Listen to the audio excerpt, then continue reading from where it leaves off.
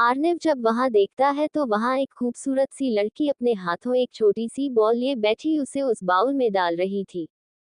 वही सामने वाले आदमी ने हंसते हुए अपने आगे सारे काइंस देते हुए बोले, अंडस्को तुम लड़की बेकार में अपनी किस्मत आजमा रही हो, ये राका का इलाका है, यहाँ मुझसे कोई भी नहीं जीत सकता। वो लड़की एक कातिलाना मुस्कान लिए बोली, अंडस्को मायरा वो है जिसे अपनी किस्मत आजमाने में मजा भी बहुत और हरा के उसके चीजों को लेने में भी मजा आता है। मायरा की बात सुन वो आदमी चिढ़ गया और वही उस राका ने अपने कॉइन्स आगे करते हुए बोला, अंडस्को पूरे 10 लाख है। मायरा ने एक तीखी मुस्कान दी और अपने कॉइन्स आगे करती है, जिसे देख उस आदमी की आंखें चमक उठी क्योंकि सामने 50 लाख की कॉइन्स थे, जिसे देख वो बोला, अंडस्को क्या तुम्हें हारने का डर नहीं लड़की। मायरा ने हंसते हुए कहा, अंडस्को तुम बस गेम शुरू करो, हारने जितने की टेंशन मुझ पर छोड़ दो। उस आदमी ने सामने वाली लड़की जो उस पिन को घुमा रही थी, उसको स्पिन घुमाने का इशारा करता है, जिससे उस पिन एक बाउल घूमने लगा, जिससे सब लोग बड़े ध्यान से उसको देखने लगे। वो छोटी सी बॉल उस बाउल में घूम रही थी जिसमें बहुत से नंबर थे। उस आदमी ने मायरा से कहा, अंडस्को नंबर बोलो। तो मायरा ने कहा, अंडस्को नंबर 9। उस आदमी ने हंसते हुए कहा, अंडस्को लगता है तुमने देखा नहीं, वहां पर 9 नंबर सबसे फ्रंट में है और फ्रंट में कभी ये बाउल नहीं जाता। मायरा ने कहा, अंडस्को मैंने अपना नंबर बोल दिया, अब तुम्हारी बारी है। उस आदमी ने कहा, अंडस्को मैं तो हमेशा से एक ही नंबर लेता हूँ, जो हमेशा से वही होता है, 7। मायरा ने बाउल की ओर देखा और हंसते हुए कहा, अंडस्को लगता है तुम्हारा ये लकी नंबर आज नहीं आने वाला। उस आदमी में मायरा की बात सुन हंस दिया, लेकिन जैसे जैसे वो स्पिनिंग बाउल की स्पीड कम हो रही थी, सबके दिलों की धड़कन भी बढ़ते कम होती जा रही थी। वही वो आदमी भी थोड़ा सा परेशान दिखने लगा क्योंकि वो छोटी सी बॉल उस नंबर से पार हो चुकी थी और उस नंबर में जा रही थी जिसे मायरा ने कहा था, और वही हुआ, वो बॉल 9 नंबर आकर रुक गया। सब खुश हो गए और हूटिंग करने लगे क्योंकि किसी ने पहली बार वहां के अच्छे गैम्बलिंग प्लेयर को हराया था, जिसे सब बहुत ज्यादा खुश थे। वही वो आदमी अपने हार देख गुस्सा हो जाता है, लेकिन वो कुछ कर भी नहीं सकता था। कितनी शर्मिंदगी महसूस हो रही थी उसे कि वो एक लड़की से हार गया। वही मायरा ने हंसते हुए कहा, अंडस्को तो अब मैं जीत चुकी और ये सारे कॉइन्स मेरे हुए। मायरा की बात सुन उस आदमी ने घूर के मायरा को देखा, जिसे देख मायरा ने एक कितिलाना स्माइल दे दी। मायरा ने कहा, अंडस्को अब बैठे क्यों हो, पैसे कार्ड से दोगे कि कैश से, कि पैसे ही नहीं है। वो आदमी उठ गया और गुस्से से अपने कोट से क्रेडिट कार्ड निकाल के वहां के वेटर को दे दिया और बोला, अंडस्को जितने पैसे हैं सब निकाल के दे दो इसे। मायरा ने स्माइल की, वही वो आदमी भी वहां से चला गया। मायरा को उसके पैसे मिल गए और उसके चेहरे पर स्माइल आ गई। वही सब लोग वहां से जाने लगे और मायरा भी वहां से जाने लगी, लेकिन तभी उसे पीछे से एक आदमी की गहरी आवाज सुनाई दी, अंडस्को रुको। मायरा वो आवाज सुन पीछे मुड़ती है, वही आवाज देने वाला कोई और नहीं आर्निव ही था, जो कब से मायरा को देख रहा था। वो बोला, अंडस्को क्या तुम मेरे साथ एक गेम खेलोगी। मायरा ने कंफ्यूज होकर पूछा, अंडस्को कैसा गेम। आर्निव ने अपना सर ऊपर किया, जहां उसकी गहरी आंखें देख मायरा उसको देखते ही रह गई। आर्निव ने कहा, अंडस्को हम एक गेम खेलेंगे जिसमें बाजी 1 करोड़ की होगी। मायरा ने स्माइल करते हुए कहा, अंडस्को क्यों नहीं, चलो बताओ कौन सा गेम खेलना है तुम्हें। आर्निव ने हंसते हुए कहा, अंडस्को पहले शर्त तो सुन लो। मायरा ने कहा, अंडस्को मुझे मंजूर है। आर्निव ने कहा, अंडस्को ठीक है। कुछ ही टाइम में वो लोग एक टेबल के पास बैठे हुए थे जहां उनके हाथों में कार्ड्स थे, जिसे देख समझ आ रहा था कि वो दोनों कार्ड्स खेल रहे थे। आर्निव ने अपने कार्ड्स दिखाते हुए कहा, अंडस्को लो, इस बार मैं पक्का जीतूंगा। मायरा ने एक डेविल स्माइल के साथ कहा, अंडस्को शायद तुम्हारा ये सपना चूर चूर होने वाला है क्योंकि इस बार मैं फिर से जीत गई। आर्निव जो जितने के सपने लिए उसके साथ खेलना चाहता था, 10 बार इतने बुरी तरीके से हारने पर, जिसके कारण कितने करोड़ हार चुका था। बेचारे ने अब अपने हाथ ऊपर कर लिए और सामने लड़की को देखा जो उसे ही मुस्कुरा के देख रही थी। वो बोली, अंडस्को तो मिस्टर आपको और खेलना है। आर्निव जो थोड़ा नशे में था उसने ना में सिर हिला दिया। मायरा ने एक मुस्कान के साथ अपने हाथ आगे कर दी जैसे कि वो कुछ मांग रही हो। आर्निव ने समझ के उसके हाथों में अपना कार्ड दे दिया, लेकिन वो कार्ड ले पाती उससे पहले ही उसका दोस्त यानी रॉनी आ गया और जल्दी से बोला, अंडस्को यार जल्दी कर, भाग यहाँ से। मायरा हड़बड़ा के उसको देखने लगी क्योंकि रॉनी के चेहरे को देखकर समझ आ रहा था कि वो कोई बहुत मुसीबत में पड़ चुका है। वो कुछ बोलती उससे पहले ही रॉनी ने कहा, अंडरस्कोर जल्दी उन्हें पता चल चुका कि हमने सारे गेम्स जितने खेले हैं उसमें अपने सेंसर लगा दिया था जिसे हम सारे गेम्स जीत रहे थे। सेंसर की बात सुन आर्निव ने उन दोनों को हैरानी से देखा। वही मायरा ने भी आर्निव की ओर देखा जो उसे हैरानी से देख रहा था। मायरा ने एक स्माइल साथ कहा, अंडरस्कोर ओके मिस्टर, मैं आपसे बाद में मिलती हूँ ओके। इतना बोल वो रॉनी के साथ वहां से भागने लगी। वही आर्निव हैरान सा उन दोनों को देखता रहा। वही जब उसे समझ आता कि उसके साथ स्कैम हुआ है तो वो जल्दी से चिल्लाया, अंडरस्कोर मेरे पैसे, वो मुझसे स्कैम करके चली गई, पकड़ो उसे। लेकिन अफसोस की बात थी कि वहां उतने लोग नहीं थे कि वहां उसे कोई सुन पाता। यही मायरा सोच रही थी तभी उसके सामने एक फाइल पटकी गई क्योंकि अभी वो एक केबिन में बैठी हुई थी और उसके सामने जिसने फाइल पटकी थी वो सामने आता है वो और नहीं आर्निव नायर ही था जो घूर के मायरा को देख रहा था, जिससे मायरा को थोड़ा अजीब भी लग रहा था क्योंकि आर्निव अपने केबिन में अकेले उसे बुला जो लिया था, वो भी अकेले क्योंकि वो स्पेशल पसंद थी जिसे आर्निव ने चूज करने का डिसीजन लिया। आर्निव ने बड़े सर्द आवाज में पूछा, अंडरस्को तो तुम हो रेविल स्मिथ? मायरा यानी रेविल ने हाँ में सिर हिलाया। आर्निव ने कहा, अंडरस्को और तुम एक माफिया हो? रेविल ने मुस्कुरा के हाँ में सिर हिला दिया। आर्निव ने उसको मुस्कुराते देखा तो उसे वही लड़की याद आने लगी। वो चिढ़ते हुए बोला, अंडरस्को मुस्कुराना बंद करो। रेविल जो मुस्कुरा रहा था वो अपनी मुस्कान को बंद करके उसको देखने लगी।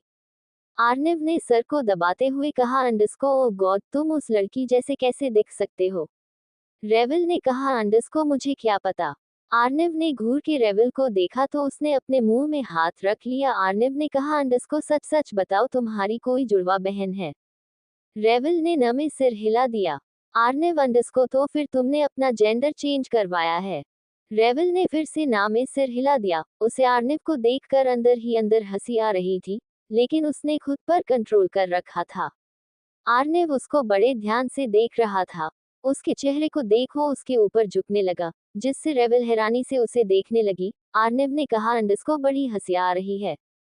रेविल ने ना में सिर हिला दिया तो आर्निव ने कहा, अंडरस्को तो फिर मुस्कुरा क्यों रही हो? तुम्हें कहा ना मुस्कुराओ मत, मुझे उसकी याद आ रही है। रेविल ने अपनी मुस्कान बंद कर दी और घूरते हुए उसे देखने लगी और बोली, अंडरस्को आप उसे भूल क्यों नहीं जाते सर?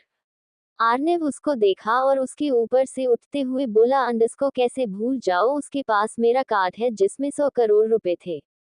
100 करोड़ सुन रेविल अपने जगह से उठ गया और बोला, अंडरस्को क्या 100 करोड़? आर्निव उसे देखा और कहा, अंडरस्को हाँ, इसलिए उस ठगने वाली लड़की में खोज रहा हूँ, उसने मेरे इतने पैसे चुरा के भाग गई और ढूंढने में तुम मेरी मदद करोगे? रेविल ने कहा, अंडरस्को मैं क्या करूंगा? आर्निव ने उसे ऊपर से नीचे तक उसे देखा और सड़ी सी मुंह बना के बोला, अंडरस्को तुम माफिया ही हो ना? रेविल ने अपने बाल को पीछे करते हुए कहा, अंडरस्को जी। आर्निव ने कहा, अंडरस्को तो अब से तुम उस लड़की को खोजोगे, मेरे लिए जितनी जल्दी खोजेगे उतना अच्छा होगा तुम्हारे लिए।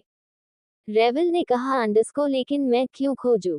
आर्निव ने कहा, अंडरस्को because now you are my personal mafia. रेविल ने हैरानी से कहा, अंडरस्को क्या? आर्निव ने कहा, अंडरस्को हाँ, और तुम उस लड़की जैसे दिखते भी हो तो मुझे उसकी फोटो की भी जरूरत नहीं है, तुम अच्छे कैंडिडेट्स हो उस लड़की को खोजने के लिए। रेविल ने कहा, अंडरस्को और मैंने करने से मना किया तो? आर्निव ने धमकाते हुए कहा, अंडरस्को तो फिर अपनी जान गंवाने के लिए रेडी रहना। रेविल ने घूर के आर्निव को देखा जो फिर से अपने फोन में कुछ करने लगा था। वही बाहर रॉनी कब से रेविल का वेट कर रहा था। रेविल बिना कोई एक्सप्रेशन के बाहर आता है। रॉनी उसको देखा तो जल्दी से उसके पास गया और बोला, अंडरस्को क्या हुआ? रेविल ने उसको देखा और मरी हुई आवाज में कहा, अंडरस्को क्या होगा, किसी को खोजना है? रॉनी ने पूछा, अंडरस्को क्या तुम इंटरव्यू देने गई थी कि उनके बच्चे को खोजने? रेविल ने गुस्से से भड़कते हुए कहा, अंडरस्को पागल कहीं के बच्चे को नहीं, मायरा को खोजना है। रॉनी ने पूछा, अंडरस्को कौन मायरा? रेविल यानी मायरा ने गुस्से से घूर के उसको देखा तो रॉनी को याद आया और बोला, अंडरस्को क्या तुम्हें उन्हें तुम्हारे बारे में पता चल, तुम एक लड़की हो? रेविल ने कहा, अंडरस्को नहीं बुद्धू। रॉनी ने पूछा, अंडरस्को तो फिर वो मायरा को क्यों खोज रहे हैं? रेविल ने अपने सर में हाथ पीटते हुए कहा, अंडरस्को है भगवान, मैं तुम्हें नहीं समझा सकती, चलो घर तुम्हें मैं वही बताऊंगी। इतना बोल वो वहां से जाने लगी। वही रॉनी भी कंफ्यूज होकर उसके पीछे पीछे चला गया। वही आर्निव ने शौर्य को अपने केबिन में बुला के बोला, अंडस्को उस रेवल पर नजर रखो, मुझे पक्का यकीन है वो उस लड़की का भाई है। शौर्य ने ठंडी सांस भरी और हाँ में सिर हिला दिया। वही दूसरी तरफ मान्या मानन एंटरप्राइज में बैठी हुई थी। उसके चेहरे में वही मास्क लगा हुआ जो वो हमेशा से ही लगाती है और अपने केबिन में बैठी काम कर रही थी। वही उसके सामने रेहान उसे उसको शेड्यूल बता रहा, अंडस्को मैम आज आपको ड्रग्स डीलिंग साइड देखना है और वहाँ के शिप को भी देखना है कि वहाँ पर कोई प्रॉब्लम ना हो हमारे सारे डीलिंग में। मान्या ने हाँ में सिर हिलाया। उसका मूड बहुत खराब था, उसे कोई भी काम नहीं करना था आज, लेकिन मजबूरी थी कि उसे आज ऑफिस आना पड़ा। रेहान ने आगे कहा, अंडस्को मैम मिस्टर अरमान भी आज आपसे मिलना चाहते हैं, क्या मैं उन्हें माना कर दूं जो हमेशा से करता हूं। मान्या ने अरमान का नाम सुना तो उसका दिमाग ठनका और उसने रेहान को देखा जो अपने टैबलेट में सारे शेड्यूल को देख के बोल रहा था। तभी मान्या ने कहा, अंडस्को नहीं, उसके साथ मीटिंग रखो। रेहान ने हैरानी से मान्या को देखा। जब से वो उसके साथ काम कर रहा था कभी भी वो अरमान से मिलने की बात पर राजी नहीं हुई थी, लेकिन ऐसे कैसे वो अरमान से मिलने की राजी हो गई वो सोच भी नहीं सकता था। वही मान्या उसके दिमाग में तो कुछ और ही चल रहा था अरमान को लेकर। ऐसे ही शाम हो गई थी और मान्या के 10 पूरे भी हो चुके थे, जिससे सारे सर्वेंट्स भी मान्या के विला में पहुंच चुके थे। वही रकुल जो इतने दिनों से अरमान की जासूस बनकर मान्या के विला में रहती थी वो अभी घर को घूम के देख रही थी। है समझ लो उसके रोज का काम था, क्योंकि एक दिन भी उसकी नजर इस घर से हटती थी तो अरमान उसे छोड़ेगा नहीं, ये वो अच्छे से जानती थी। वो घर में घूम के देख ही रही थी कि उसे आरिफ का रूम खुला हुआ दिखा, जिसे देखकर वो थोड़े दूर से देखने लगी क्योंकि वहां एक काले कपड़े पहने एक आदमी वहां की खिड़की से कूद चला गया। ये सब देख रकुल हैरान थी, वो अंदर जा पाती उससे पहले ही वहां कोई और मेड आ गई जिससे वो अंदर जा नहीं पाए, लेकिन उसने देख जरूर लिया था। उसे अब थोड़ा सकेसा होने लगा। ऐसे ही रात हो गई और रकुल आरिफ के ही रूम के बाहर घूम रही थी, जिससे उसे मौका मिले और वो उसके रूम में जा पाए। और उसे मौका मिल गया वो रात को जब सारे सर्वेंट्स अपने क्वार्टर चले गए तो रकुल आरिफ के रूम में चली गई और वहां पर देखने लगी, लेकिन तभी उसे महसूस हुआ कोई आया है। उसे लगा कि आरिफ हमेशा की तरह मान्या के रूम में चला जाएगा सोने, लेकिन आज वो अपने रूम में आते देख हैरान हो जाती है। वही बैक साइड में छुप जाती है। वही वहां के वही बालकनी से आरिफ आता है और उसे देख रकुल की तो जैसे जान हाथ में आ जाता है, क्योंकि आरिफ इतना खतरनाक जो दिख रहा था, क्योंकि उसके पूरे शरीर में आज खून के छींटे लगे हुए थे और वो बहुत खतरनाक दिख रहा था, जैसे कि वो किसी का शिकार करके आया हो। वही आरिफ जल्दी से अलमारी से अपने साफ कपड़े निकाला और वॉशरूम चला गया। वही रकुल भी आरिफ को जाता देख वहां से जल्दी से निकल जाती है और बाहर आकर सोचने लगती है, ये मैंने क्या देख लिया। आरिफ सर तो पंडित थे न, फिर ये खून पता लगाना पड़ेगा। वही वो बाहर आए ही थी कि सामने से उसे मान्या दिखाई दी जो शायद वहीं पर आ रही थी। वो ऑफिस से आ चुकी थी और आरिफ के रूम की ओर ही जा रही थी। रकुल को दोनों को देखकर अजीब लग रहा था, जैसे उसे कुछ नया ही मिल गया हो। वो सोच ली कि उसको जल्दी ही पता लगाना पड़ेगा। ये सोच वो वहां से चली गई। वही मान्या जल्दी से आरिफ के रूम की ओर जाती है और उसके रूम में एंटर करती है। हैरान रह जाती है मान्या जब आरिफ की रूम में पहुंचती है तो हैरान रह जाती है, क्योंकि उस समय आरिफ कमर में टॉवल लपटे बाथरूम से बाहर आ रहा था। वही आरिफ भी अपने रूम का डोर खोलते ही हैरान रह जाता है और उस तरफ देखता है जहां मान्या उसे मुंह खोले तार रही थी। आरिफ ने अपनी हालत देखी और जल्दी से अपने सीने में अपने हाथ को रखकर जल्दी जल्दी बोलने लगा, अंडस्को वाइफी जी आप यहाँ क्या कर रही है। मान्या जो उसे घूर के देखे जा रही थी वो होश में आए और बोली, अंडस्को हाँ हाँ वो मैं यहाँ तुमसे कुछ बात करनी थी, लेकिन मुझे नहीं पता था मुझे ऐसा नजारा मिलेगा देखने को। मान्या ने स्माइल करते हुए कहा। आरिफ ने खुद की ओर देखकर हैरान होते हुए सोचा, उसे याद था जब वो पहली बार मान्या के सामने ऐसे आया था वो बेचारी शर्म से यहाँ से भाग गई थी, लेकिन यहाँ तो उसकी बीवी बेशर्मी से उसे ताड़े जा रही थी। इसलिए उसने जल्दी से उसने मान्या को कहा, अंडस्को आप मुझे ऐसे देखना बंद कर सकती है। मान्या ने एक कातिल स्माइल अंदर आ गई और बेड पर बैठते हुए अपने हाथों को पीछे से टिकाते हुए कहा, अंडस्को अरे मैं कहाँ देख रही हूँ, तुम दिखा रहे हो तो मेरी आंखें इसे देख भी नहीं, अब देखो हो तुम मेरे हस्बैंड ही ना, और अभी तक हमने कुछ भी नहीं है। आरिफ मान्या की बात सुन थोड़ा घबरा गया और बोला, अंडस्को क्या नहीं किया। ये मान्या ने एक डेविल स्माइल की बैक में से उठते हुए उसके पास जाने लगी और बोली, अंडस्को वही जो हर पति पत्नी के बीच अभी तक तो हो जाना चाहिए। हम दोनों की शादी को देखो कितना वक्त हो चुका है ना पंडित। मान्या की बातें सुन आरिफ उसको हैरानी से देखने लगा और अपने मन में बोला, अंडस्को यार आज ऐसे क्या हुआ है। इतने दिन तो ठीक थी, ये खड़ूस वाइफ से रोमांटिक बीवी कब से हो गई है। भगवान आज मेरी इज्जत न लूटे।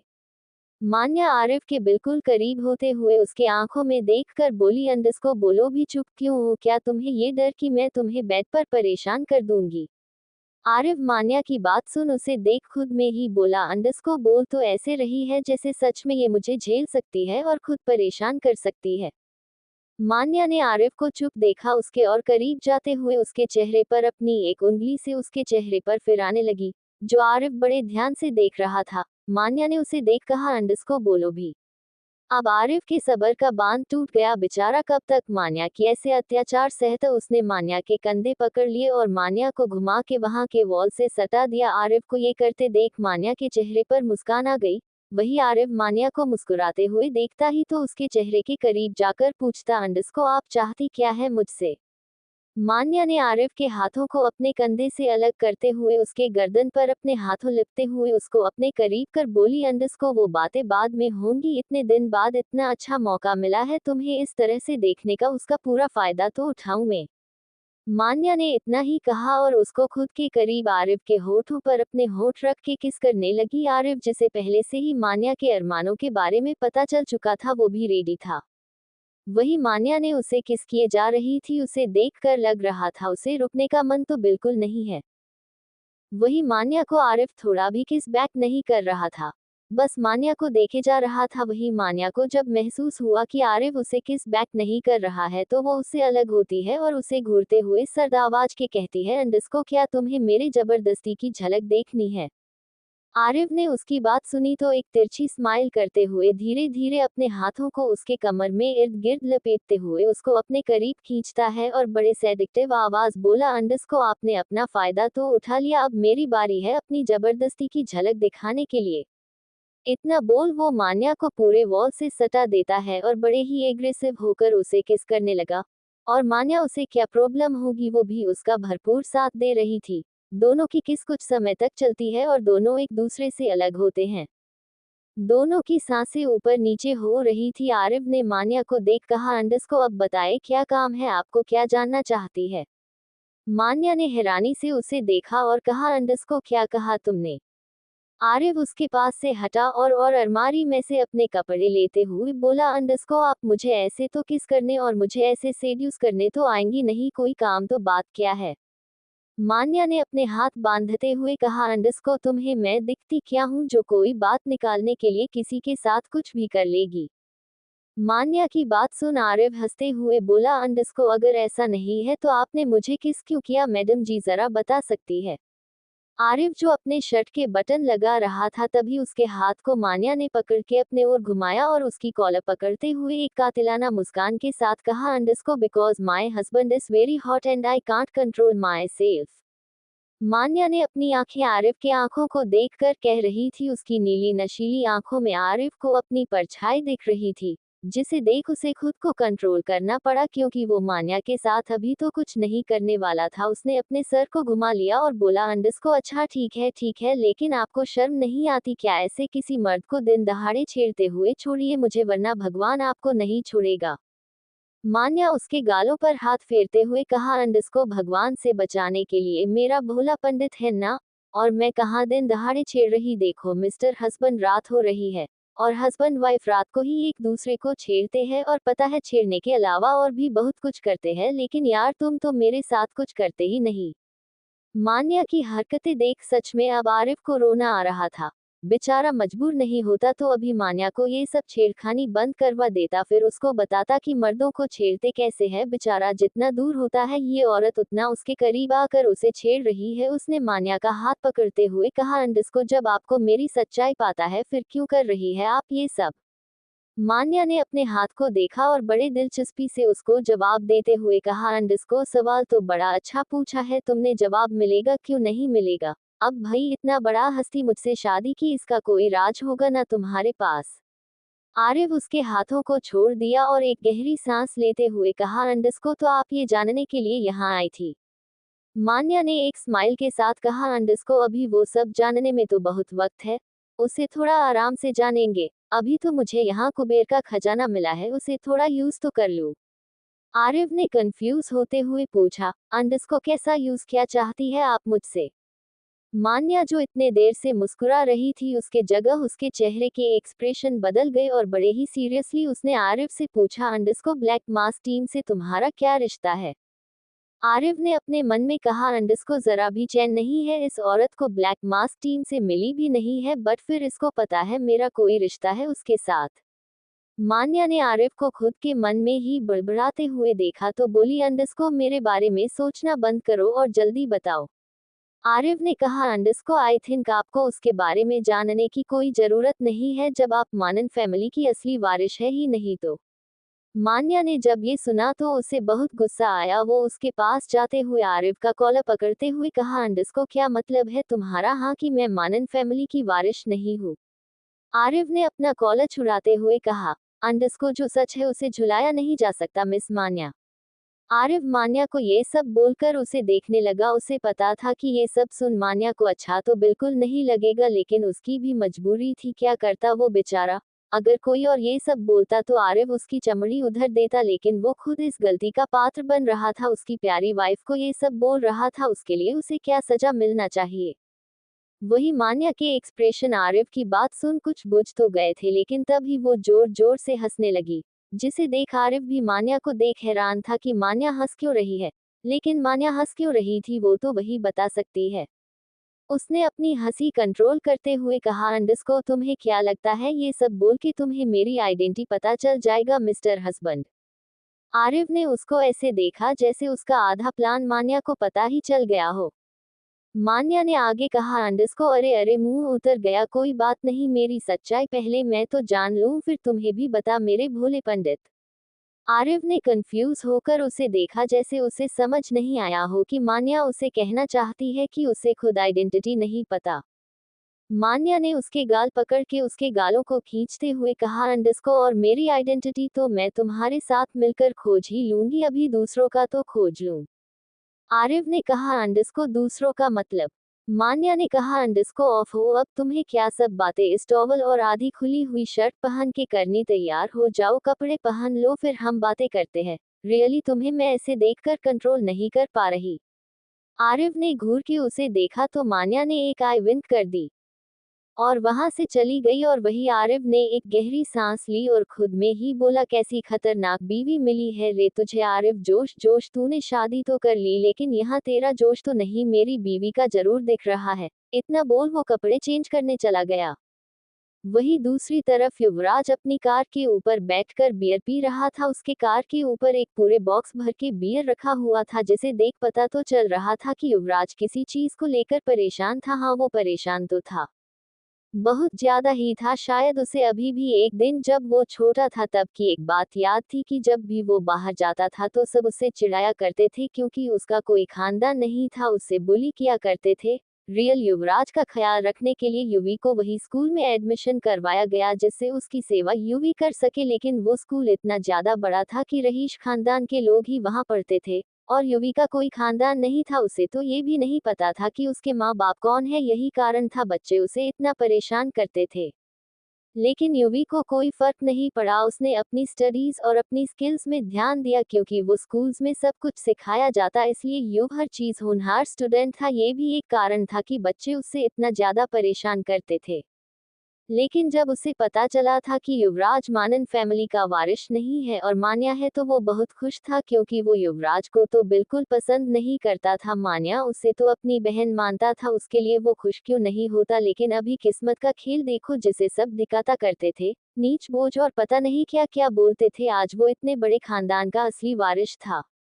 युवराज ये सब सोच एक गहरी सांस लेते हुए बोला, अंडस्को, किस्मत भी किस मोड़ में क्या दे दे पता ही नहीं चलता। तभी उसे किसी का कॉल आता है, तो वो देखता है केशव का कॉल आ रहा है। वो कॉल उठा के बोला, अंडस्को, हाँ काका बोलिए। केशव ने घबराई हुई आवाज में जल्दी से कहा, अंडस्को, युवी बेटा तुम जल्दी से घर आ जाओ। युवराज ने केशव को इतना घबराया हुए देखा तो जल्दी से बोला, अंडस्को क्या हुआ काका, कुछ हुआ है, सब ठीक तो है? केशव ने कहा, अंडस्को मैं ज्यादा बोल नहीं सकता बेटा, तुम सिटी हॉस्पिटल आ जाना। इतना बोल वो फोन कट कर देता है। युवराज बहुत तेजी से अपनी कार ड्राइव मार के सिटी हॉस्पिटल पहुंचता है और जब वहां पहुंचता है तो वही हॉस्पिटल के गेट के पास उसे केशव दिखाई पड़ता है। वो जल्दी से अपनी कार पार्क करके केशव के पास आया और पूछा, अंडस्को क्या हुआ काका, आपने मुझे इतनी जल्दी क्यों बुलाया? केशव का चेहरा थोड़ा सा घबरा गया लेकिन उसने फिर भी खुद को शांत रखते हुए बोला, अंडस्को वो यूवी बेटा माही को चोट लगी थी तो उसे हम हॉस्पिटल ले आए। माही का नाम सुनते ही युवराज एक पल के लिए घबरा गया। उसने जल्दी से केशव से पूछा, अंडस्को चोट क्या हुआ उसे? केशव ने कहा, अंडस्को वो अभी वार्ड में है, तुम उससे मिल लो। युवराज ने जब ये सुना तो जल्दी से वहां से हॉस्पिटल के अंदर जाने लगा। केशव भी उसके साथ था। वो जब रूम में पहुंचे तो हैरान रह गए क्योंकि सीन ही ऐसा था। माही एक पैर पर खड़ी थी और उसके माथे पर वही का एक ट्रे और दूसरे हाथ में कुछ सामान पकड़े खड़ी थी। उसे देखकर लग रहा था कि वो बैलेंस करने की कोशिश कर रही हो। युवराज और केशव हैरानी से माही को ही देख रहे थे। वही माही को शायद बैलेंस करने की नाकाम कोशिश कर रही थी। उसके लिए ये बैलेंस नाकामी ही साबित हुई। इसके माथे से वो ट्रे तो गिरी ही गिरी, साथ ही साथ उसके हाथों में भी जो सामान था वो भी उसके साथ गिर गया। इतना सब कुछ गिर ही चुका था तो माही कैसे नहीं गिरती, वो भी जमीन में गिर गई और उसकी चीख निकल पड़ी और वो जोर चिल्ला के बोली, अंडस्को हाँ हाँ मेरा पैर अब तो सच में गया। इतना बोल वो रोने लगी, अंडस्को हे एनन मेरा पैर। तभी उसे किसी की नाराजगी भरी आवाज आए, अंडस्को ये सब क्या कर रही हो तुम?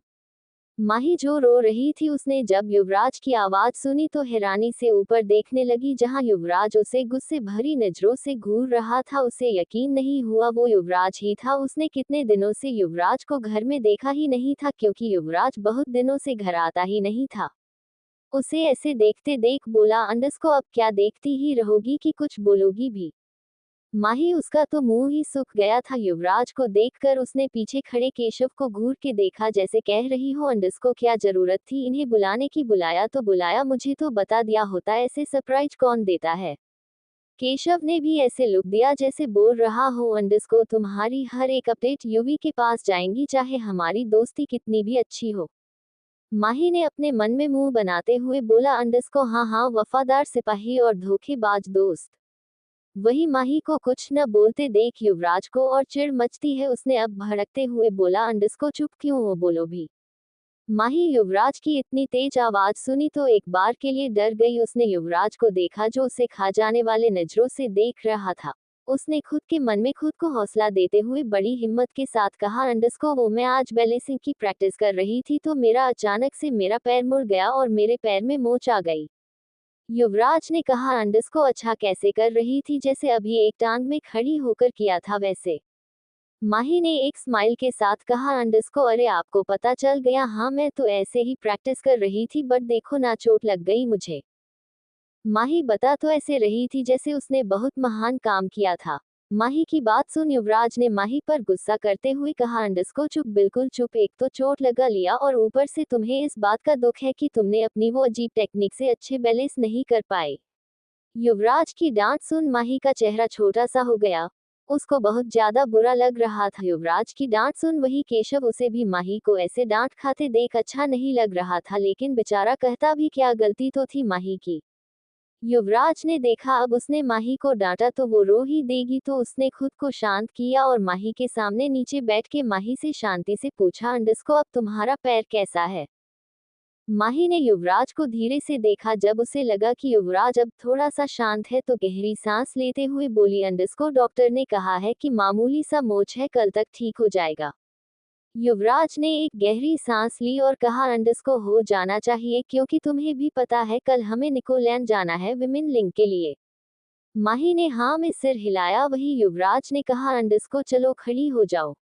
इतना बोल उसने अपना हाथ आगे बढ़ाया। माही ने उसके हाथ को देखा फिर मुस्कुरा के उसका हाथ में अपने हाथ को दे दिया लेकिन उसकी मुस्कुराहट की जगह अब दर्द ने ली क्योंकि जब वो उठने की कोशिश करती है तो उसके पैर में तेज दर्द की लहर दौड़ जाती है जिससे उसकी चीख निकल जाती है। जिससे युवराज हड़बड़ा के बोला, अंडस्को क्या हुआ तुम्हें?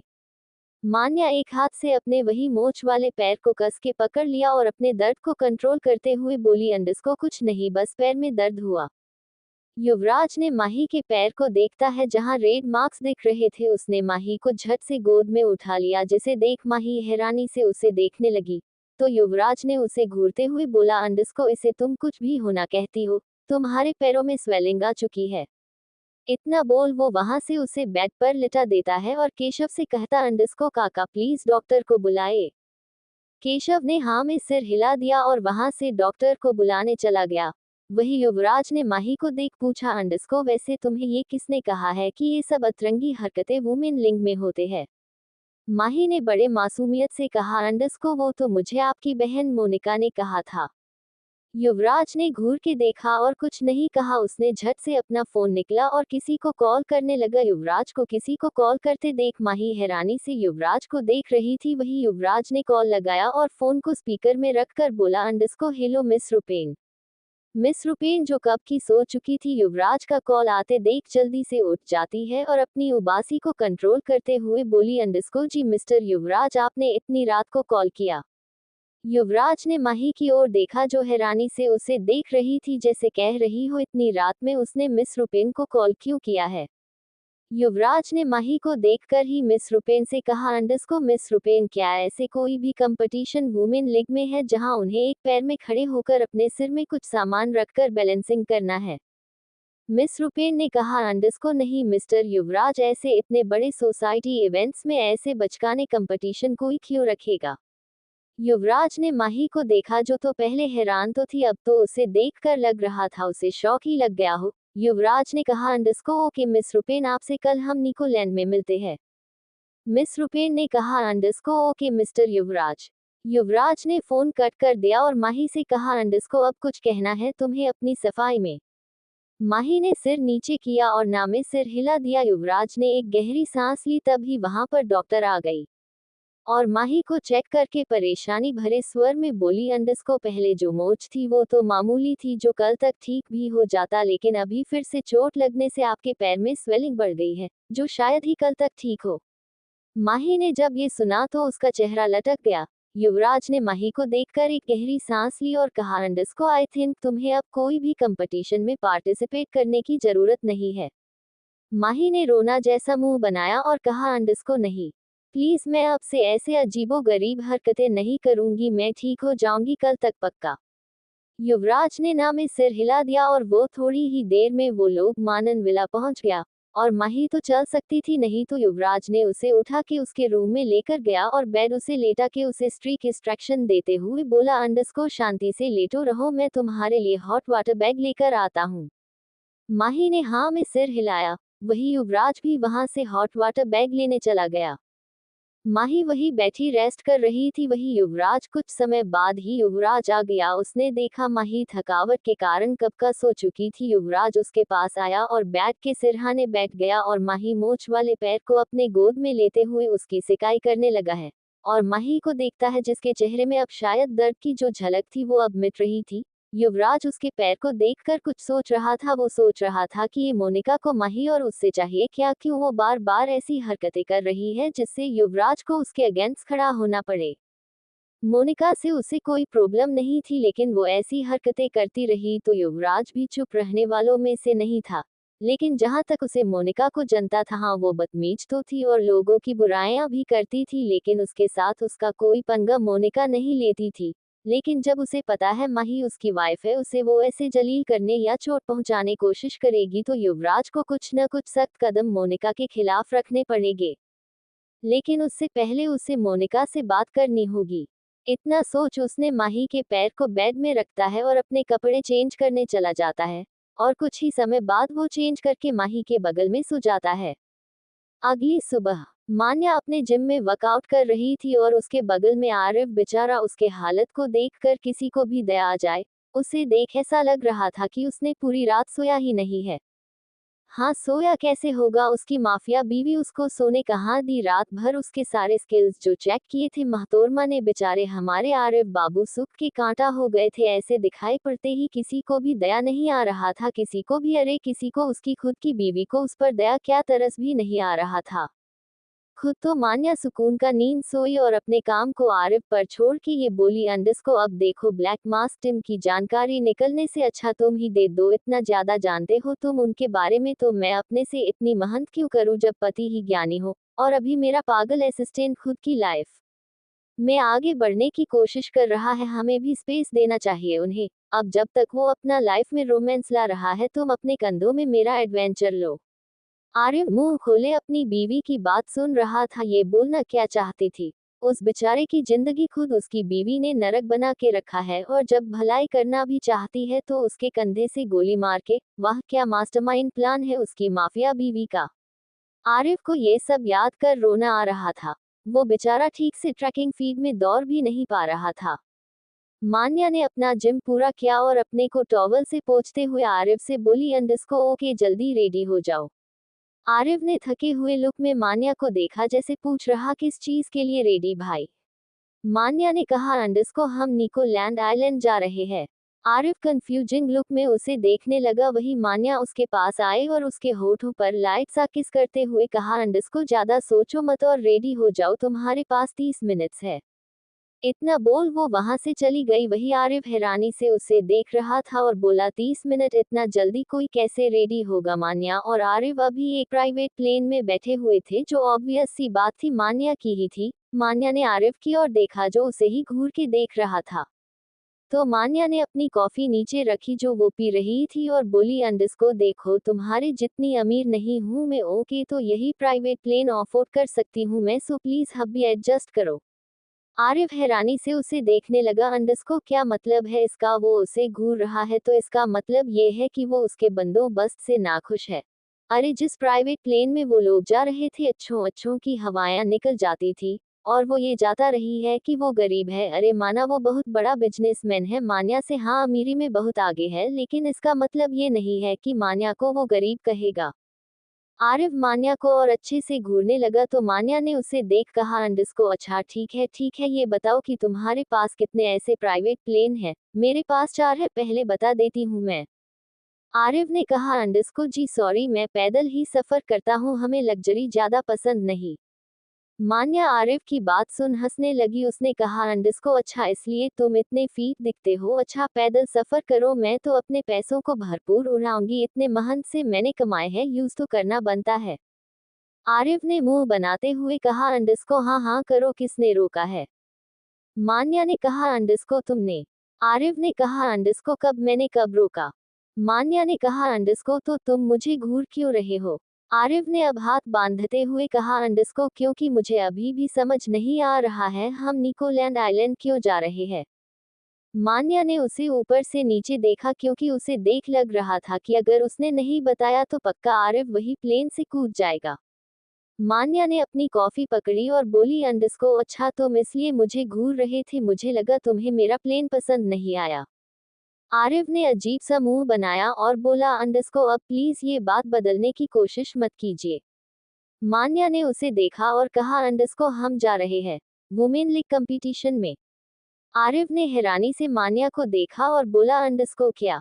मान्या ने कहा अंडस्को हाँ मिस्टर हस्बैंड अब इतना रिएक्ट मत करो, मानन फैमिली से मेरा नाम जुड़ा है और इतनी बड़ी फैमिली से मुझे तो जाना ही था, और रही तुम्हारी तो तुम मेरे हस्बैंड हो, तुम्हें मैं अकेले छोड़ के क्यों जाऊं, अब से तो तुम मेरे नजरों के सामने रहोगे 24/7 मेरे इन्हीं नजरों में।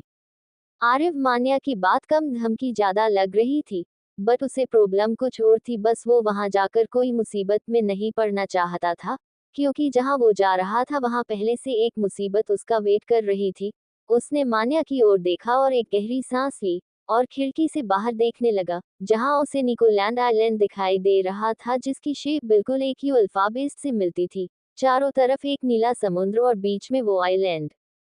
क्योंकि ये आइलैंड अपर स्टैंडर्ड के लोगों के लिए और अमीर लोगों की सोसाइटी इवेंट्स को ऑर्गेनाइज करने के लिए बनाया गया था, यहाँ सिर्फ वही लोग आ सकते थे जिनका रिश्ता पैसों से करोड़ों का नाता हो, नहीं तो ये आइलैंड में बाहर के लोगों के लिए आना बैन था। मान्या का प्राइवेट प्लेन वही के एयरपोर्ट पर लैंड करती है। मान्या अपने आंखों में गॉगल्स लगा के बाहर आती है और साथ आरिफ भी बाहर आता है। क्योंकि मान्या अभिमानन फैमिली के ओर से वहां पर गई थी, मास्क लगाना तो उसको पड़ता है। उसने आरिफ को भी एक मास्क दे दिया क्योंकि अब उसे भी पता था कि आरिफ का स्टैंडर्ड कितना बड़ा है, तो प्राइवेसी का ख्याल रखना तो बनता है।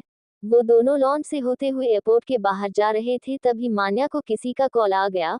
वो आरिफ को कार में बैठने बोलकर वहां चली गई। आरिफ जा ही रहा था कि वो किसी से टकरा जाता है, जिससे वो टकराता है उसे देख वो हैरानी से बोला, अंडरस्कोर शौर्य तुम।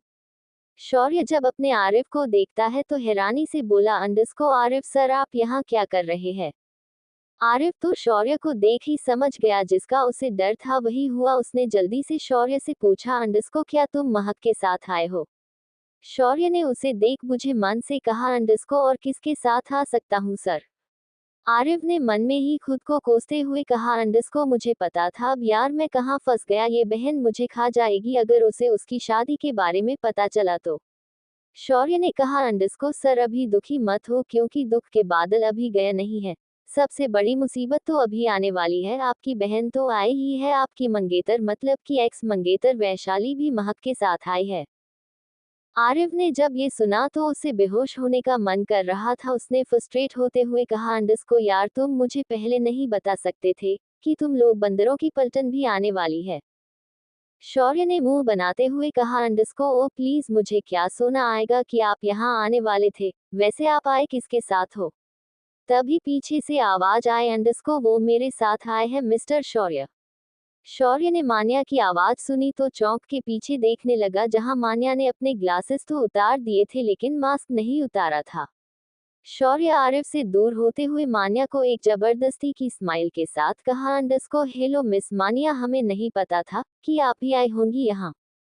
मान्या ने हंसते हुए कहा, अंडरस्कोर मैं कैसे नहीं आती, आफ्टर ऑल मानन फैमिली को रिप्रेजेंट करना मेरा काम है ना आरिफ।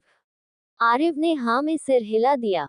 शौर्य हैरानी से मान्या को देखने लगा। हाँ उसे पता था कि मान्या मानन फैमिली की बेटी है, लेकिन वो जब उससे पहली बार मिला था मान्या उससे मिला था। अगर मान्या उसे अपनी इतनी बड़ी आइडेंटिटी बता रही है तो इसका साफ मतलब है कि उसे आरिफ की सच्चाई अब मालूम है।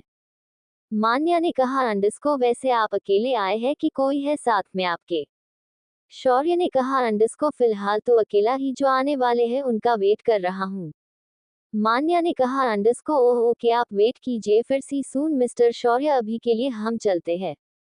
शौर्य ने हाँ कहा। मान्या ने आरिफ का हाथ पकड़ा और वहां से चली गई। शौर्य ने एक गहरी सांस ली और एयरपोर्ट में महक का वेट करने लगा, लेकिन जब वो पीछे मुड़ता तभी वो चौंक जाता है और हैरानी से देखने लगा, जहां एक सुंदर सी एलिगेंट लड़की, जिसकी आंखों में अभी थोड़ी सी नाराजगी दिख रही थी। वो लड़की ने कहा, अंडरस्कोर फोन कहाँ है तुम्हारा। शौर्य तो वो लड़की को देख हैरान ही रह गया। वो बोला, अंडरस्कोर क्या। वो लड़की बोली, अंडरस्कोर फोन कहाँ है तुम्हारा। शौर्य ने अपने फोन निकालकर उसे दे दिया। तो वो लड़की ने फोन को खोल के कॉल लिस्ट निकाली और शौर्य को दिखाते हुए कहा, अंडरस्कोर देखो 20 बार महक नाम से कॉल आया है तुम्हारा, लेकिन तुम्हें कहाँ मेरी पड़ी है। शौर्य ने हैरानी से अपने फोन को देखा और कहा, अंडरस्कोर सॉरी मैंने देखा नहीं।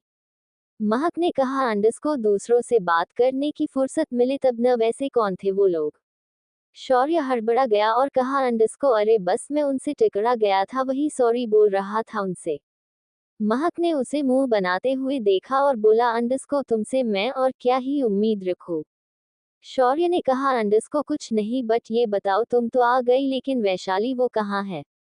महक ने अपने बैग को लेते हुए बोली, अंडरस्कोर तुम्हें तो पता है वो कैसी है, लास्ट टाइम में आना तो उसका पसंदीदा काम है, इसलिए वो अभी नहीं कल आएंगी ग्रैंड एंट्री के साथ। आई डोंट नो आरिफ भाई उस नौटंकी से शादी कैसे करेंगे। शौर्य महक की बात सुन हंसने लगा। वही मान्या फिर से किसी से फोन में बात कर रही थी और आरिफ खिड़की बाहर देख रहा था। मान्या अब फ्रस्ट्रेट होते हुए बोली, अंडरस्कोर रेहान तुम कोई दूध पीते बच्चे नहीं हो जो हर चीज तुम्हें मैं समझाऊं कि तुम्हें क्या करना है, खुद से हैंडल करो उसे। अभी मैं नहीं उसकी टॉपिक सुनना चाहती हूँ, ना ही उससे मिलना चाहती हूँ, सो अभी उसे मना कर दो। मान्या ने इतना कहकर फोन कट कर दिया। मान्या को ऐसे गुस्सा में आरिफ उसे देखने लगा और मान्या से कहा, अंडरस्कोर क्या हुआ, आप इतना फ्रस्ट्रेट क्यों लग रही है। मान्या ने आरिफ की ओर देखा, फिर एक गहरी सांस लेते हुए कहा, अंडरस्कोर कुछ नहीं, बस कुछ कचरा है जिसे मैं जल्दी साफ करना चाहती हूँ, लेकिन शायद उस कचरे को गंद फैलाने का बहुत शौक है। आरिफ ने उसकी बात सुनी तो कहा, अंडरस्कोर साफ करने की क्या जरूरत है। आरिफ की बात सुन मान्या कंफ्यूज होकर देखने लगी। आरिफ ने आगे कहा, अंडरस्को जो कचरा गंद फैला रहा है उसको साफ करके खुद के हाथ क्यों गंदा करना। मान्या उसकी बात समझते हुए बोली, अंडरस्को तो फिर क्या करना चाहिए। आरिफ ने एक डेविल स्माइल के साथ कहा, अंडरस्को कचरे को जला दो, कचरा भी साफ हो जाएगा और उसकी गंध भी। मान्या आरिफ की बात सुन एक डेविल स्माइल दी। वो लोग थोड़ी ही देरी में एक विला में पहुंच गए। मान्या कार से उतर गई, साथ ही साथ आरिफ भी उतर गया। आरिफ ने विला देखा जो कि बहुत खूबसूरत था। मान्या सही ही कहा था, मान्या जब खर्चा करने पर आती थी तो पानी के जैसा पैसा बहाती थी, जो कि विला देखकर साफ पता चल रहा था, क्योंकि था ही वो कितना खूबसूरत। आरिफ मुस्कुरा के नामे सिर हिलाया। वही मान्या उसके कंधे पर अपना सिर रखकर बोली, अंडरस्को विला पसंद आया। आरिफ ने थम्सअप का साइन दे दिया। तभी मान्या आरिफ को छेड़ते हुए बोली, अंडरस्को तो हम इस जगह अपने हनीमून माना ले। आरिफ ने घूर के मान्या को देखा जो उसे चिढ़ाते हुए देख रही थी। मान्या ने कहा, अंडरस्को अरे ऐसे क्यों घूर रहे हो, वी आर कपल, हम हनीमून नहीं बनाएंगे तो क्या सिंगल्स बनाएंगे। आरिफ ने कहा, अंडरस्को बातें बनाना तो बहुत आ गया है आपको। मान्या ने हंसते हुए कहा, अंडरस्को जब पति ढोंगी पंडित हो तो मान्या को भी अपनी टैलेंट का शो ऑफ करना पड़ेगा। आरिफ कुछ नहीं कहता और बोला, अंडरस्को सही है, मैं ही गलत हूँ। वही दूसरी तरफ युवराज भी माही के साथ निकोलैंड आइलैंड पहुंच गया था। माही को अभी भी अपने पैरों में चलने में प्रॉब्लम हो रहा था, इसलिए उसने माही को गोद में उठा रखा था। माही दिखती थोड़ी छोटी सी थी लेकिन भारी तो थी वो, जो कि युवराज को साफ साफ उसके चेहरे पर दिख रहा था कि बेचारा युवराज कितने कष्ट में है। युवराज ने माही को परेशानी भरे स्वर में कहा, अंडरस्को ओह आज तो मुझे लगता है मुझे भी डॉक्टर के पास जाना पड़ेगा। माही ने युवराज की बात सुनी तो परेशान होते हुए कहा, अंडरस्को क्यों, क्या हुआ आपको।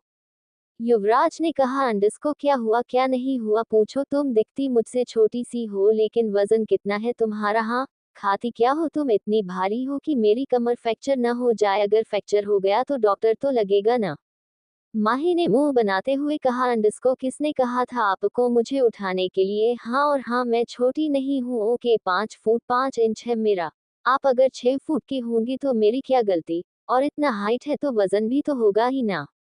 माही की बात सुन युवराज अपनी स्माइल नहीं रोक पाता लेकिन खुद को संभालते हुए बोला, अंडरस्को मुझे भी कोई शौक नहीं तुम्हें मैं ऐसे अपने गोद में उठा के चलूं, बट क्या करूं, मुझे यहाँ किसी पर दया आ गया।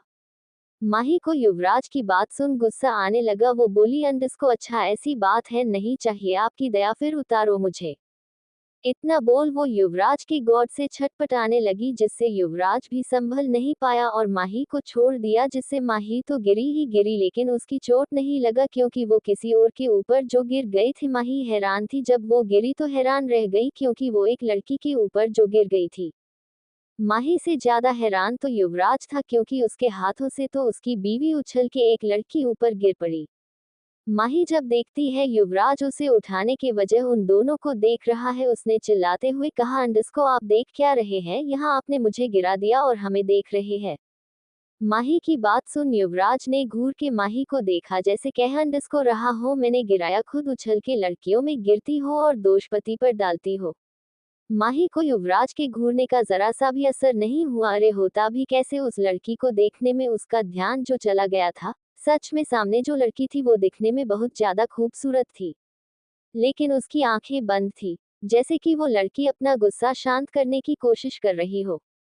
माही और उस लड़की को देखती उससे पहले ही युवराज ने उसे उठा के साइड खड़ा कर दिया। माही ने घूर के युवराज को देखा जो उस लड़की की हेल्प करने के लिए अपना हाथ देकर बोल रहा है, अंडरस्को आई एम सॉरी मिस, हमारे कारण आपके ऊपर मेरी वाइफ गिर गई। वो लड़की जो आंखें बंद किए फ्लो में गिरी हुई थी, उसने गुस्से भरी नजर से युवराज को देखा जो अपना हाथ दिखा रहा था। उसने अपना हाथ युवराज को दे दिया। युवराज ने उसे उठा लिया और फिर कुछ कहता उससे पहले ही चटाक की आवाज आई। ये कोई और की नहीं, थप्पड़ की आवाज थी जो उस लड़की ने युवराज को दिया था। माही हैरान रह गई, उसके आंखों में गुस्सा भर गया। ये लड़की इतनी हिम्मत की उसके पति पर हाथ उठाए, वो अपनी मुठिया कसे आगे बढ़ती उससे पहले ही युवराज ने उसे अपने पीछे रखा और अपनी गहरी काली आंखों से उस सामने वाली लड़की को देखने लगा, जिसे देखकर लग रहा था उसे कोई फर्क ही नहीं पड़ा हो कि उसने क्या किया है और क्यों मारा है। उल्टा वो अपने हाथों को साफ करते हुए चिढ़ के बोली, अंडरस्को तुम आदमियों तो मैंने यहाँ बैंड करके रखना चाहिए, मेरे पास आने के लिए तुम अपनी वाइफ का यूज करोगे। माही का तो दिमाग ही घूर गया। सीरियसली ये पागल लड़की क्या बोल रही है और कर क्या रही है?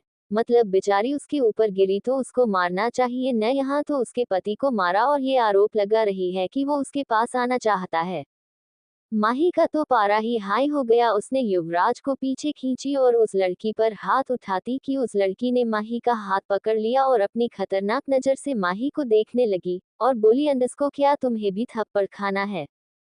माही का चेहरा अब लाल हो गया क्योंकि आज तक कोई लड़की में इतनी हिम्मत नहीं कि माही और उसके जुड़े लोगों की कोई बेइज्जती करे। उसने दूसरे हाथ से उस लड़की को मारना चाहा तो उसने अपने दूसरे हाथ से माही का हाथ पकड़ लिया और गुस्से में कहा, अंडस्को क्या तुम्हें मेरी धमकी समझ नहीं आ रही है कि वैशाली चंदेर की ताकत का नमूना देखना है तुम्हें?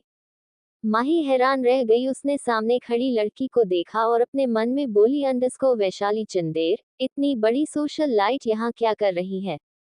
वही युवराज भी वैशाली को देखते ही समझ गया था कि वो कौन है, इसलिए उसने वैशाली के हाथों से थप्पड़ ले ली, नहीं तो वो वैशाली की ये हरकत का जवाब जरूर देता। वैसे गलती तो उसने नहीं उसकी बीवी से हुई थी, लेकिन अपनी बीवी को वो मार खाने थोड़ी देता। युवराज वैशाली जैसे बड़े नाम को कुछ कर तो अभी नहीं सकता था, लेकिन उसकी ये हरकत युवराज को पचने वाली तो बिल्कुल नहीं थी।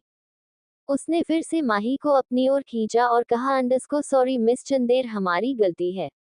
माही तो वैशाली को घूर घूर के देख रही थी। उसको पता था को वैशाली थी कौन, लेकिन अपने पति का इतना बेइज्जती वो नहीं सह सकती थी। उसने इसलिए युवराज से कहा, अंडस्को आप माफी क्यों मांग रहे हैं? हाँ, जब को मैं इनके ऊपर गिरी थी, लेकिन इन्होंने आप पर थप्पड़ मारा ये आरोप लगाते हुए कि आप उनके पास आना चाहते थे।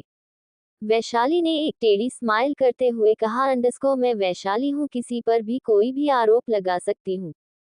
इतना बोल वो पीछे मुड़ के जाने लगी। माही का पारा अब हाई हो चुका था। उसने अपनी हाथ छुड़ाने की कोशिश की, लेकिन युवराज ने उसे जाने नहीं दिया क्योंकि वो वैशाली को ही देख रहा था, जो बड़े एटीट्यूड से आगे बढ़ रही थी। युवराज ने उसे देख एक स्माइल दे रहा था। कुछ ही समय में वो लोग वहीं के ऑर्गेनाइज्ड किए गए विला में चले गए। ये सब फैसिलिटी ओनली कुछ अमीर फैमिलियों को ही दी गई थी, बाकी लोगों का अलग होटल्स में रूम्स प्रोवाइड किए गए थे। बाकी मानन फैमिली इतनी बड़ी फैमिली थी तो उन्हें कोई भी विला आराम से मिल जाता था। माही गुस्से से कार से उतरती है और विला के अंदर जाने लगी। वही युवराज माही को गुस्सा में देखता है तो एक गहरी सांस लेकर उसके पीछे जाता है। उसे पता था कि माही उससे गुस्सा है। वो जब देखता है माही पैर पटक पटक के ऊपर सीढ़ियों से जा रही है तो युवराज थोड़े गुस्से में बोला, अंडस्को ढंग से चलोगी तुम? माही ने पीछे युवराज को देखा और मुंह बनाते हुए कहा, अंडस्को क्यों, ठीक से तो चल रही हूं मैं। युवराज ने कहा, अंडस्को हाँ हाँ दिख रहा है कितना ठीक से चल रही हो। मुझे कोई शक नहीं है कि ऐसे चलते चलते कल तुम्हें फिर हॉस्पिटल में एडमिट करना पड़े। युवराज की बात सुन माही ने अपना मुंह फुला लिया और कहा, अंडस्को हाँ हो जाने दो ना, आपको कहाँ मेरी पड़ी है? युवराज ने उसे देखा और कहा, अंडस्को तुम्हें किसने कहा मुझे तुम्हारी पड़ी नहीं है? माही ने कहा, अंडस्को अगर पड़ी होती तो उस लड़की को मारने के लिए मुझे रोकते नहीं आप। युवराज ने एक गहरी सांस ली और कहा, अंडस्को तुम्हें पता भी है कि जिसे तुम मरना चाहती थी वो कौन थी? माही ने कहा, अंडस्को हाँ हाँ बस एक सोशलाइट तो थी, और क्या ही है वो? युवराज ने कहा, अंडस्को सोशलाइट ही नहीं, चंदेर फैमिली की बड़ी बेटी है वो, वही चंदेर फैमिली जो इंडिया में 2N सबसे बड़ी फैमिली है। माही ने मुंह बनाते हुए कहा, अंडस्को हाँ तो क्या हुआ, उन्हें लाइसेंस नहीं मिल गया कि वो किसी पर भी हाथ उठाए? जिसने उसने हाथ उठाया वो भी तो इतने बड़े फैमिली का बेटा है। आप भी तो मानन फैमिली के बेटे हैं, फिर वो आप पर हाथ कैसे उठा सकती है, जबकि आप दोनों की फैमिली इंडिया में सेकंड पोजीशन में आते हैं। हाँ, मानन फैमिली अपनी खजाने का बखान नहीं करते जैसे चंदेर फैमिली करती है, इसका मतलब ये नहीं कि वो आप हाथ उठाए। माही की इतनी लंबी बात सुन अब युवराज को चक्कर आ रहे थे। उसने माही को चुप कराने के लिए उसके मुंह पर हाथ रख दिया और बोला, अंडस्को चुप हो जाओ यार, कितना बोलती हो तुम, पहले तो नहीं बोलती थी, जब से ट्रेनिंग स्टार्ट हुई है पत्तर पत्तर बोली जा रही हो। माही ने अपनी नजरें फेर ली तो युवराज ने अब उसको ऐसे नाराज देख बोला, अंडस्को हाँ ठीक है, मेरी गलती है कि मैंने तुम्हें उस वैशाली को मारने नहीं दिया, लेकिन हम कुछ नहीं कर सकते। माही ने उसे देखा, फिर उन्हीं आंखों से ही पूछा, अंडस्को क्यों? युवराज ने कहा, अंडस्को क्योंकि वैशाली नायर फैमिली के दूसरे बेटे को मंगेतर है और हम लोग नायर फैमिली का मुकाबला नहीं कर सकते। माही हैरान रह गई। उसने कहा, अंडस्को नायर फैमिली के दूसरे बेटा जिसका अभी तक नाम किसी को मालूम है ना शकल किसी ने देखी है। युवराज ने हाँ में सिर हिलाया और कहा, अंडस्को हाँ वही मिस्ट्रियस आदमी की वो मंगेतर है, इसलिए मैं तुम्हें उसे दूर रखा क्योंकि मैं अभी कोई मुसीबत नहीं चाहता। माही ने कहा, अंडस्को लेकिन उसने आपको थप्पड़ मारा। युवराज जी मैं ऐसे कैसे जाने दूं। युवराज ने उसकी बात सुनी तो कहा, अंडस्को जाने तो मैं भी नहीं दूंगा, पर अभी हमें उसे सबक सिखाने से पहले तुम्हें अपनी कंपटीशन की टेंशन होनी चाहिए। माही ने हाँ में सिर हिलाया। तभी पीछे से किसी की उबासी लेने की आवाज आई। दोनों ने पीछे देखा, जहां मोनिका खड़ी थी वहां मोनिका को देखकर दोनों थोड़ा हैरान रह गए। वही मोनिका ने माही और युवराज को देखकर बोली, अंडस्को यार तुम दोनों कितने बोरिंग, को कभी तो कुछ रोमांचित किया करो। यहाँ लड़का खुद कितना अमीर है लेकिन अमीर औरतों से पिट के आ रहा है, और उसकी पत्नी पिटना चाहती है तो उसे भी अपने तरह भगोरिया बना रहा है। मोनिका की बात सुन युवराज के हाथ कस गए। उसने गुस्से में कहा, अंडस्को मोनिका तुम यहाँ क्या कर रही हो। मोनिका ने हंसते हुए कहा, अंडस्को मैं यहाँ क्या कर रही हूँ से तुम्हारा क्या मतलब है, ऑब्वियसली यहाँ रह रही हूँ, इसलिए यहाँ हूँ।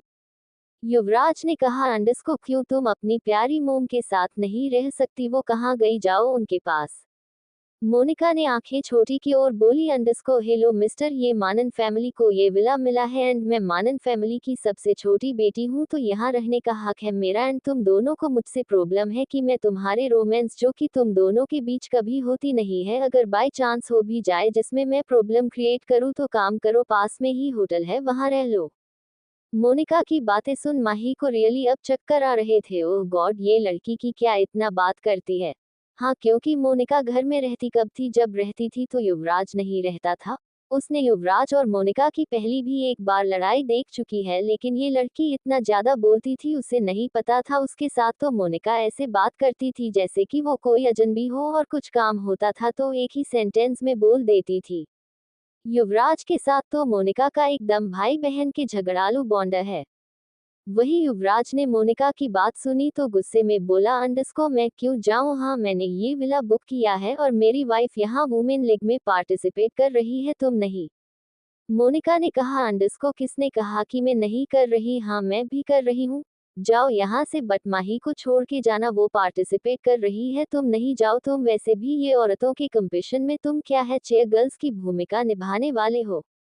मोनिका की बात सुन माही को हंसी आ गई, लेकिन उसने अपने मुंह पर हाथ रख लिया। युवराज ने घूर के माही को देखी जो मुंह पर हाथ रख हंसने की एक्टिंग कर रही थी।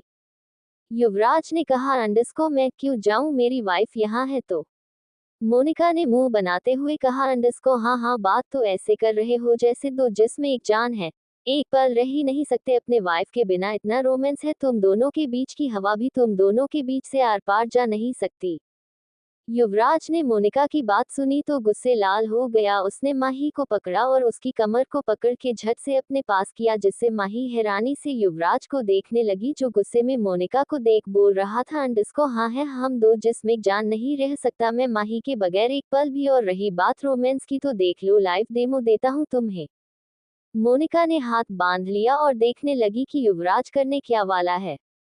वही दूसरी तरफ एक बड़े से विला के बाहर एक कार आकार रुकती है जहां से एक लड़की निकलती है। ये कोई और नहीं वैशाली ही थी जो सामने किसी को बिना देखे अंदर जा रही थी। अंदर के सर्वेंट्स ने वैशाली का स्वागत किया, लेकिन वैशाली बिना आगे देखे जा ही रही थी। तभी उसे किसी की आवाज आए, अंडस्को वैशाली तुम यहाँ आ गई। वैशाली के कानों में जब वो आवाज आई तो वो रुक गई और पीछे देखी जहां शौर्य ने उसे बिना कोई भाव के देख रहा था। वैशाली ने उसे देख रूड आवाज में कहा, अंडस्को तुम यहाँ क्या कर रहे हो, क्या तुम्हें अपने औकात के हिसाब से ये विला के रेंट पता नहीं। वैशाली की ऐसी बात सुन शौर्य ने उसे बड़ी तीखी मुस्कान के साथ कहा, अंडस्को सही कहा, औकात के हिसाब से मुझे तो नहीं, लेकिन तुम्हें यहाँ नहीं होना चाहिए मिस चंदेर। वैशाली ने गुस्से से कहा, अंडस्को क्या कहना चाहते हो तुम, हाँ ये नायर फैमिली का विला है और तुम शायद भूल रहे हैं मैं कौन हूँ, आरव नायर की होने वाली वाइफ हूँ मैं। शौर्य ने एक तिरछी मुस्कान के साथ कहा, अंडस्को तुम होने वाली वाइफ हो हुई नहीं हो। मैं यहाँ अपने काम से आया हूँ क्योंकि यू नो ना, मैं यहाँ पर आर्निव सर का असिस्टेंट हूँ और इस घर का दामाद भी, तो तुम्हें मुझे मेरी नहीं खुद की औकात देखनी चाहिए। वैसे तुमने कभी आरिफ सर को देखा भी है जिसके बलबूते तुम इतना करती हो। शौर्य की बात सुन वैशाली की मुठिया कस गई। वो गुस्से में चिल्लाते हुए बोली, अंडस्को तुम न जाया। वैशाली आगे कुछ कहती उससे पहले वहां एक लड़की की आवाज आए, अंडस्को वैशाली आते ही तुमने यहाँ झगड़ा शुरू कर दिया। वैशाली ने महक की आवाज सुनी तो गुस्से में बस शौर्य को घूरते रह गई। उसने महक की ओर देखा और कहा, अंडस्को महक हेलो कैसी हो। महक ने वैशाली के हेलो को फुल इग्नोर करते हुए वैशाली से कहा, अंडस्को वैशाली आई नो तुम मेरे भाई की मंगेतर हो, लेकिन मेरी फैमिली यहाँ तक मेरे भाई को भी तुम्हारी ये हरकतें शायद पसंद नहीं आए। तुम जानती हो शौर्य कौन है, वो मेरा होने वाला हस्बैंड है और तुम ये चीज याद रखनी चाहिए कि नायर फैमिली की आधे से ज्यादा काम मेरा शौर्य करता है, तो तुम मेरे होने वाले हस्बैंड के साथ ऐसे न बिहेव कर सकती हो, न कुछ बोल सकती हो। वैशाली ने शौर्य की ओर देखा जो बिना कोई एक्सप्रेशन के उसे ही देख रहा था। वैशाली ने कहा, अंडस्को दिखा दी ना अपनी औकात शौर्य, तुमने मुझसे बहस करने के लिए तुम्हें एक लड़की की जरूरत पड़ रही है। महक को वैशाली की बात सुन बिल्कुल अच्छा नहीं लगा। अंडस्को वैशाली। वैशाली ने भी महक पर चिल्लाते हुए कहा, अंडस्को चिल्लाओ मत महक, पता नहीं तुम इस आदमी को पसंद कैसे कर सकती हो। तुम आरिफ की बहन हो इसलिए मैंने तुमसे इतना अच्छा से बात किया है, वरना इस आदमी के साथ जिसने भी रिश्ता रखा है उसे तोड़ने में मुझे ज्यादा समय नहीं लगता। वैशाली की ये धमकी सुन महक भी अवाक रह गई। महक ने कहा, अंडस्को ओके लगता है तुम्हें खुद में बहुत ही घमंड है। डोंट वरी वैशाली, जिस दिन तुम भाई से मिलेगी आई स्वेर भाई तुम्हें इतनी बड़ा शौक तो जरूर दे कि तुम्हारी रातों की नींद जरूर उड़ जाए। वैशाली ने हंसते हुए कहा, अंडस्को अगर तुम क्रस्ट कर रही हो तो तुम्हारी ये मनोकामना जरूर पूरा हो। महक ने कहा, अंडस्को जरूर miss Vaishali, and I think आपको अपने विला में जाना चाहिए, इस विला में आपकी अभी जरूरत नहीं। वैशाली ने महक को घूर के देखा जो शौर्य का हाथ को पकड़े उसे ही घूर के देख रही थी। उसके आंखों में वैशाली के लिए कुछ नहीं था, थी बस एक नाराजगी जिससे वैशाली को कोई मतलब नहीं था। वैशाली वहां से चली गई, लेकिन जाते जाते महक से कहती है, अंडस्को तुम्हें खुद की टेंशन लेनी चाहिए। महक, ये न हो जाए कि तुम जिस लड़के लिए मुझ पर चिल्ला रही हो वो कहीं गायब हो जाए। वैशाली की बात सुन महक को गुस्सा तो बहुत आया, जिसे शौर्य भी भली भांति महसूस कर पा रहा था, क्योंकि महक की पकड़ उस पे कसते जो रही थी। वैशाली उतना बोल वहां से चली गई। वही महक ने कहा, अंडस्को काश भाई की शादी इस लड़की से न हो, फिर इसे उसकी औकात याद आएगी। महक की बात सुन शौर्य के चेहरे पर मुस्कान आ गई। उसने मन में कहा, अंडस्को बिल्कुल औकात तो याद आएगी ही, वो भी बहुत जल्दी। वही दूसरी तरफ मान्या अपने विला के बालकनी के पास किसी से फोन पर बात कर रही थी। अंडस्को हम और कोई लिस्ट में बचा है जो वुमेन लीग में पार्ट लेने वाला है। तभी दूसरे तरफ से रेहान की आवाज आए, अंडस्को नो मैम, बस इतने ही लोग हैं। मान्या ने हाँ में सिर हिलाया और बोली, अंडस्को ठीक है तुम फोन रखो। मान्या फोन रखने ही वाली थी कि रेहान की जल्दी से मान्या को बोला, अंडस्को मैम मैम मैम। मान्या ने अपने फोन को दूर करते हुए बोली, अंडस्को क्या है अब। रेहान जो अपने टैबलेट में कुछ लिस्ट को रीड कर रहा था वो जल्दी से बोला, अंडस्को मैम अभी लिस्ट में न्यू नेम रजिस्टर हुआ है। मान्या ने जब ये सुना तो बोली, अंडस्को कौन सा न्यू नेम रजिस्टर हुआ है, वो भी वुमेन लीग के कंपटीशन के एक दिन पहले। रेहान ने कहा, अंडस्को मैम चंदेर फैमिली की बड़ी बेटी वैशाली चंदेर का नाम शो हो रहा है। मान्या ने वैशाली का नाम सुना तो थोड़ी हैरान रह गई। वो बोली, अंडस्को वैशाली चंदेर। रेहान ने कहा, अंडस्को यस मैम। मान्या ने बैग की ओर देखा जहां आरिफ आराम से सो रहा था। उसने कहा, अंडस्को ओके ठीक है, तुम बस एक काम करो, लिस्ट में एक नाम और लिखो। रेहान हैरान रह गया और बोला, अंडस्को कौन सा नाम। मान्या ने कुछ नहीं कहा और बस आरिफ को देखने लगी।